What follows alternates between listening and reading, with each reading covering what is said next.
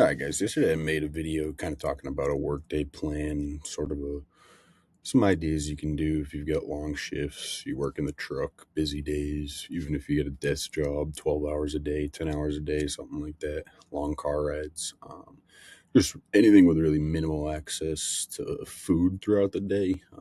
I talked about it kind of on a rant subject and just all over the place. I posted the video and was like, yeah, that's very unstructured. So today I figured I'd put it in. I took the transcript from last video and kind of put it in a what's this called gamma presentation. That way it'll be easier to digest. There'll be certain sections and stuff. But yeah, let's get into it.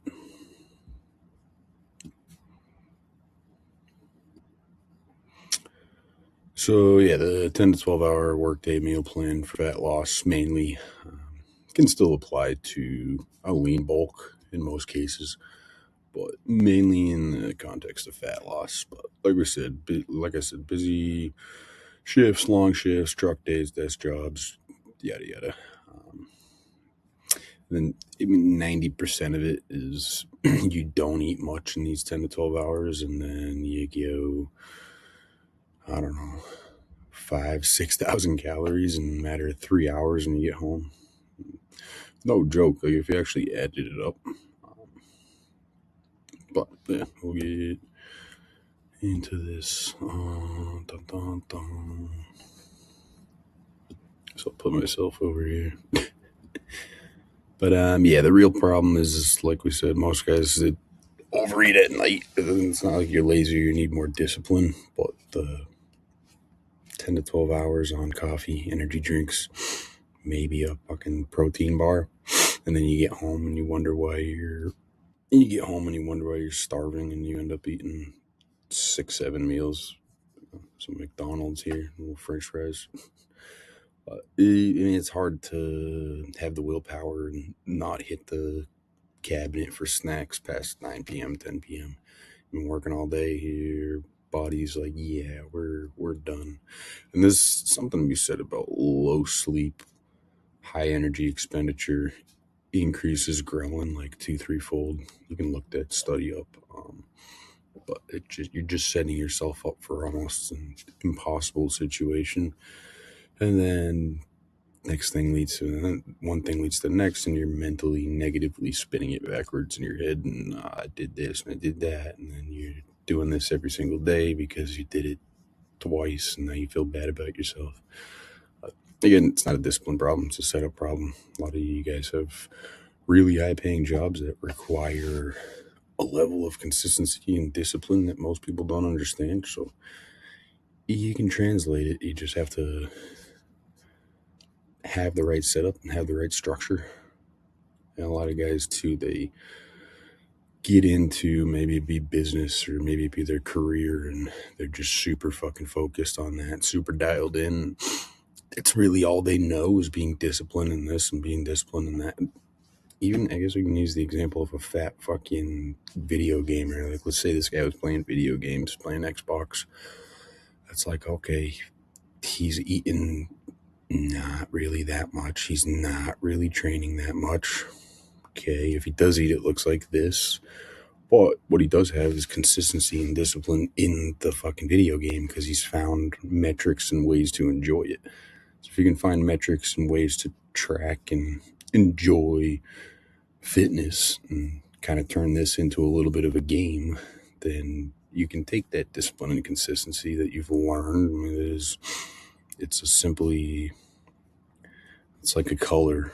You know what I mean? Even though this hat's black, if I'm wearing a t-shirt that's also black, they're both black. So you can make the color of your hat the color of your shirt.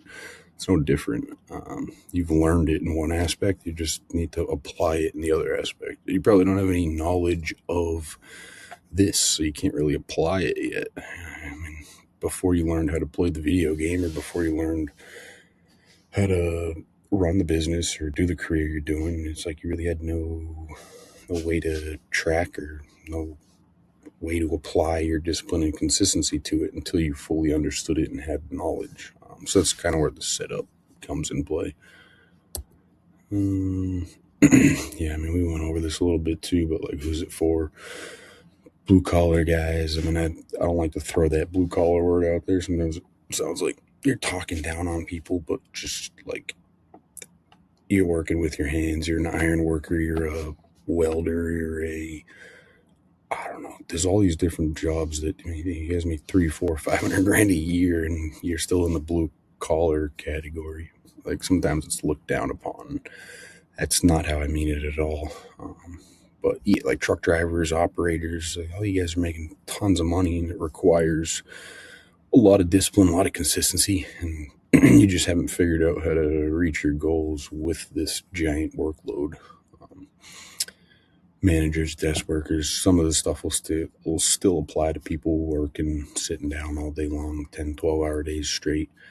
Um, It'll be a little more on, I guess I'll say, the difficult side if you're sitting down all day long and you're working a desk job, because you're not moving around, so you're not burning as much throughout the day.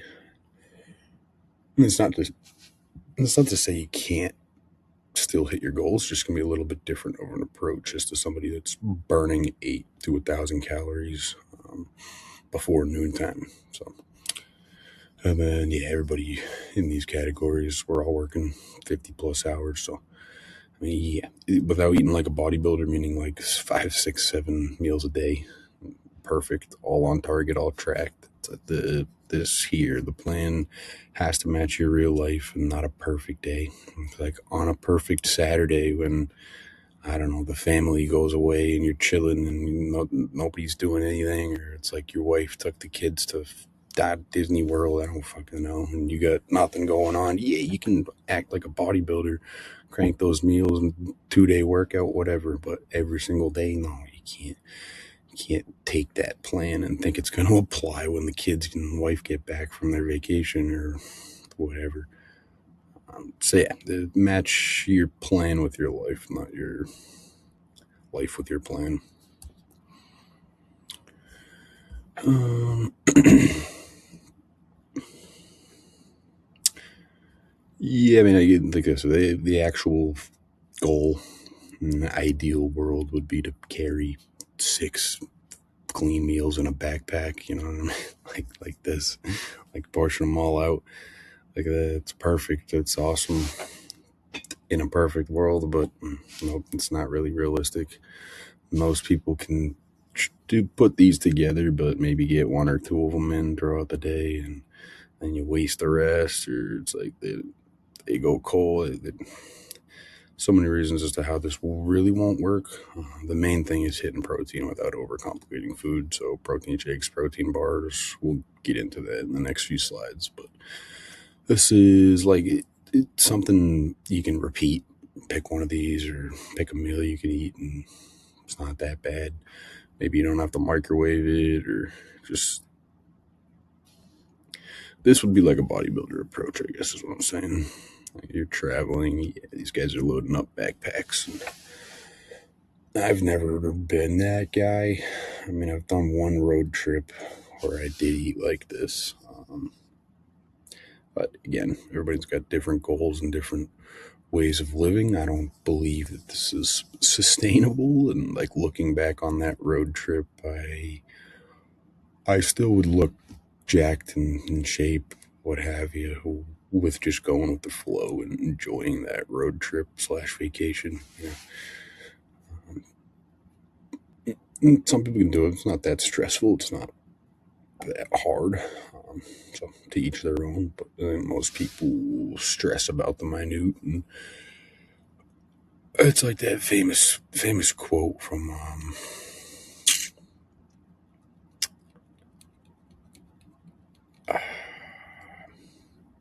I don't know. I'm gonna butcher it, but I'll just say it's like a lot of people reach a certain level of success, and or they get to the end of their life per se, and they're worth $100 million, or they're this or they're that, and pretty much all of them are like, I wish I would have worked less. I wish I would have stopped at 10 million and enjoyed my life with my family or whatever. So a lot of times like that when I look back when I was super dialed in and just super obsessed about my goals, it's like, yeah, I definitely ruined some of the enjoyment that there was to be had there. So again, don't overcomplicate it. Keep calories predictable. It's like, yeah, ideally keep calories predictable, meaning don't just grab random snacks at the gas station or a sugar-free energy drink one day and then a sugar one the next day. It's like keep things kind of stable. If you're doing that, then keep it steady. I still will harp on the one meal before work, getting that one big meal in if you can. Then from there, it's much easier to go those 10, 12 hours with coffee, electrolytes, protein shakes, protein bars, without coming home and feeling like you just got off an island. Dun, dun. There's a little anchor system I put together too for just to make it make a little more sense. Like I said, the earlier you can get your protein in, the better. If you can get a meal in mid shift, that's perfect. It's kind of what I would do is try and get some sort of breakfast in, some sort of lunch in, hit a workout in, protein shake, maybe electrolyte powder or amino acids while I'm training, and then have a decent sized dinner, maybe another protein shake just to curb snacks. And think anchors is just a good idea to have like a 1, 2, 3. Okay, cool. Let's hit my protein early. All right, cool. Let's try and hit some sort of real meal mid shift. I don't know if you got something midday, try and squeeze it in a little earlier or squeeze it in a little after. But having some meal that you can just grab real quick, have in the truck, keep a cooler on you, and reach behind you and just grab something real fast. Emergency backup, yeah, that's another good one. Like beef jerky,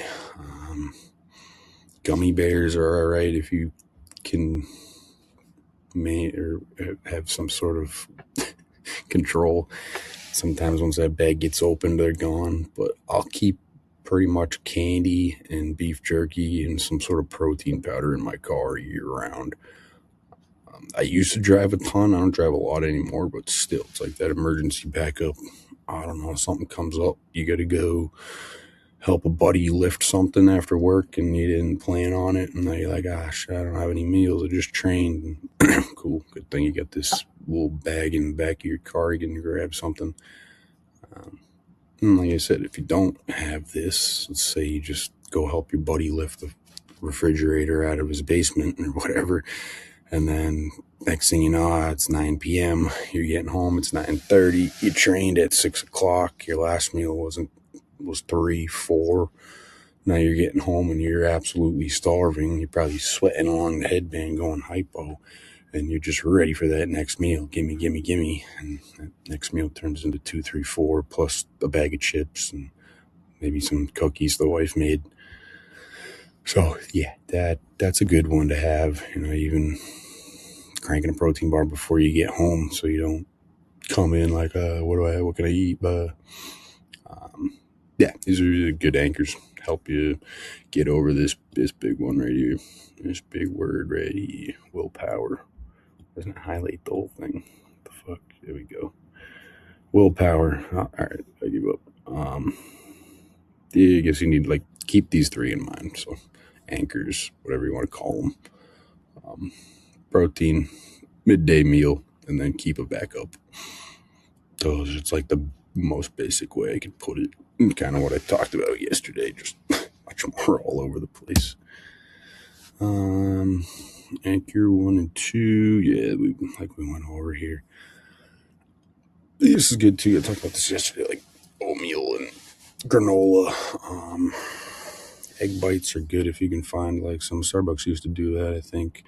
Fruit's always a good one, but you want to pair it with some sort of protein. Don't just eat fruit. I've had a lot of older clients come to me and they just eat fruit and vegetables as a meal.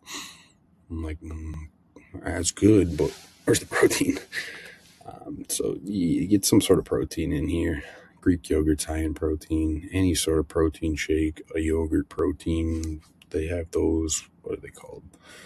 Okios that are high in protein. Breakfast sandwich is always an easy one. Find an egg white breakfast sandwich. Protein shake, again, is another easy. I'll do protein cream of rice sometimes. You can throw oatmeal in it. I mean, it's going to be a little gritty, but you're getting carbs and you're getting protein in right away, especially if you get a long drive or you're working 10 hours and then you get an hour on either side of that in the car. So, yeah, by the time you get home, it's a 14-hour day, workout on top of that.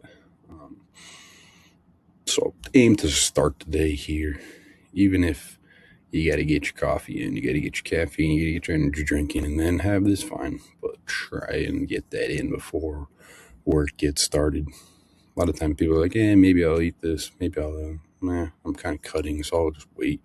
And then you get into work and you just completely avoid this, and then it's 4 p.m. A midday meal, we talked about this too. Definitely going to stabilize blood sugar midday and help that nighttime binge, post-workout blood sugar crash, I guess. These are just some staple meals that I'll give my guys and stuff to work off of. Keeping it a little bit lower in fat, like lean burger patties. Just depends where you're at and where your caloric intake is at, but mainly you want to keep it low. Keep some high in quick digesting carbs and quick digesting protein. Chicken, turkey, sirloin steak, I would say. Fruit, again, pineapple is always good. Some sort of rice in there, maybe. But to get something in, if it's a protein shake in a bag of beef jerky, fine. But it's like just get something in. This is where most guys go wrong. And you play that, like, let's say you got 4 meals a day and you don't eat the first 2. So you're like, I can double up the first 2 and put them into the next 2. So now the last 2 meals of the day are like 2x comparatively. And then the next day, digestion gets screwed up.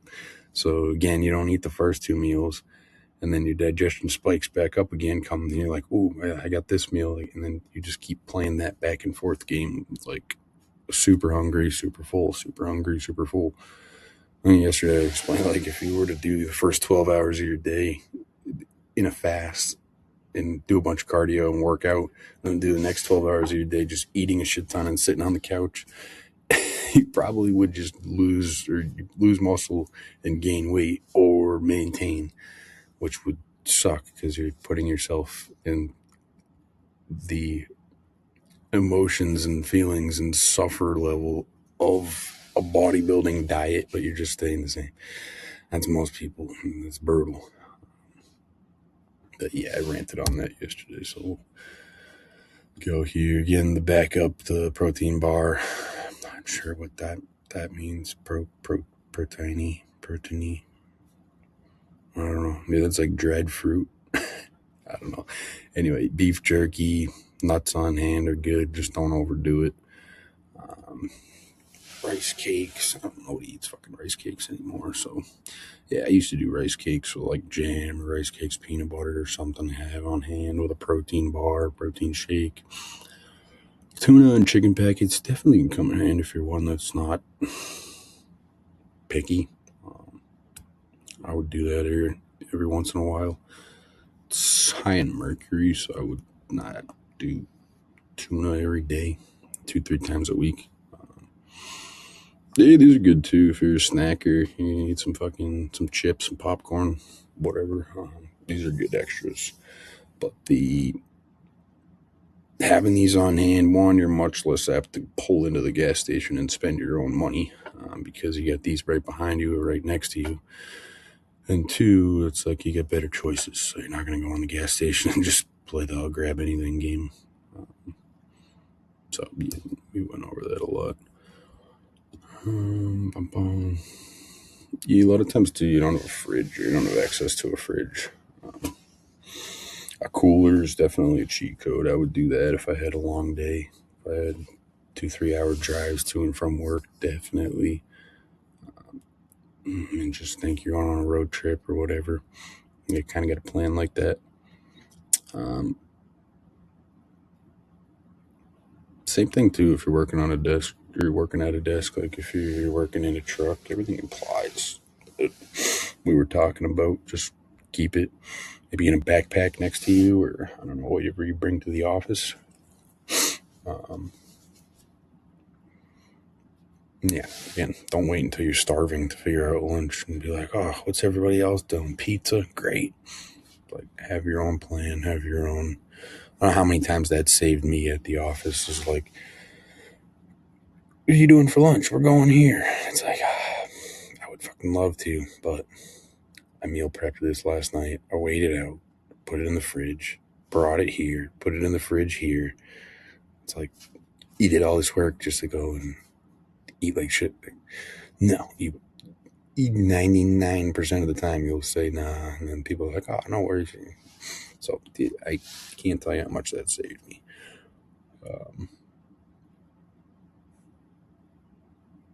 But again, yeah, I mean, the no fridge is kind of tricky. All the stuff previously we talked about applies. Peanut butter packet. I don't think that meant that's not supposed to be there. But yeah, it just like simple stuff we talked about: protein shake, beef jerky, fruit, rice cakes if you want them, granola bars, protein bars, all that stuff. I wouldn't do a peanut packet. Um, I got a dreaming poodle. Um, but yeah, I mean, that goes over pretty much most of the stuff here. Um, this sums it up. I kind of like this little roadmap thing. But try and get that protein shake or that protein in first thing, boom.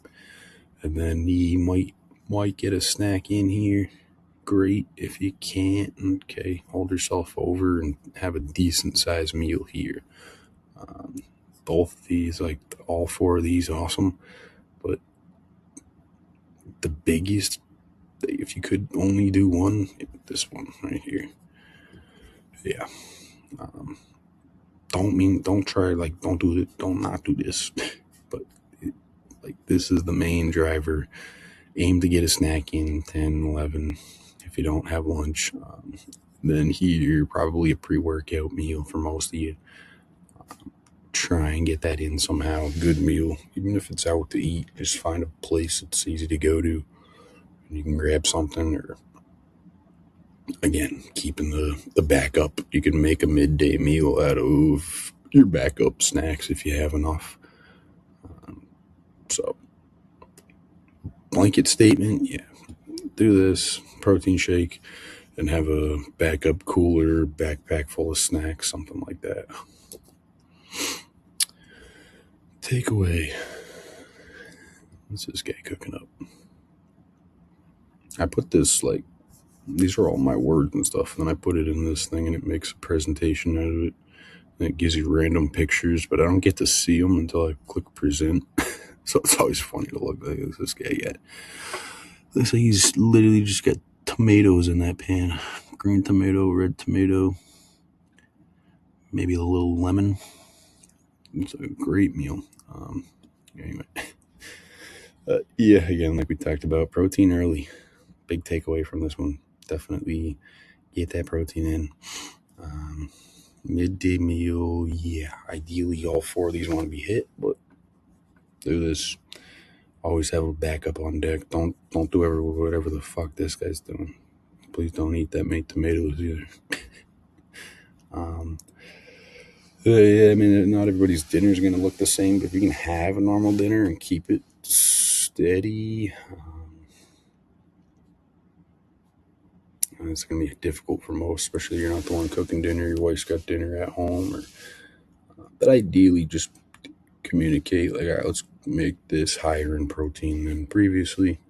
You can make some pretty good family meals with higher in protein. And then once you have an idea, okay, I got a structured meal here, it'll be easier to plan the rest of your day.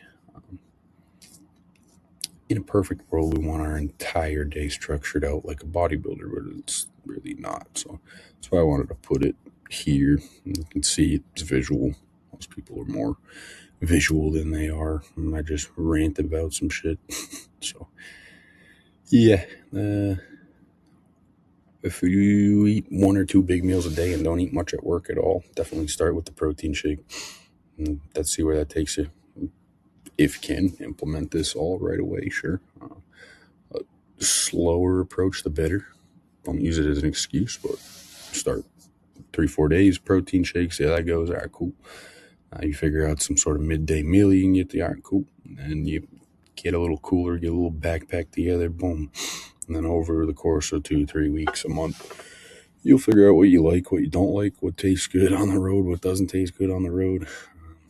And then, yeah, then you're up and running with your own workday plan.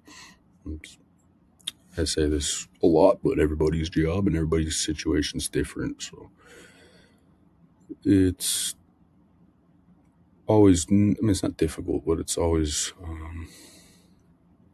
harder to navigate when you're trying to give blanket statements to everybody that's busy. You got some people that are in police cruisers sitting in police cars for 12, 14 hours a day. And then you get some people that are consultants and they're 20 minutes here, then they drive 4 hours here, 20 minutes, and they drive for 20 minutes. And so it's like 90% of their days just driving. And you get guys that are iron workers and they're clipped up to a harness on a high beam or high rise for 8 to 10 hours a day, and they can't even take a piss.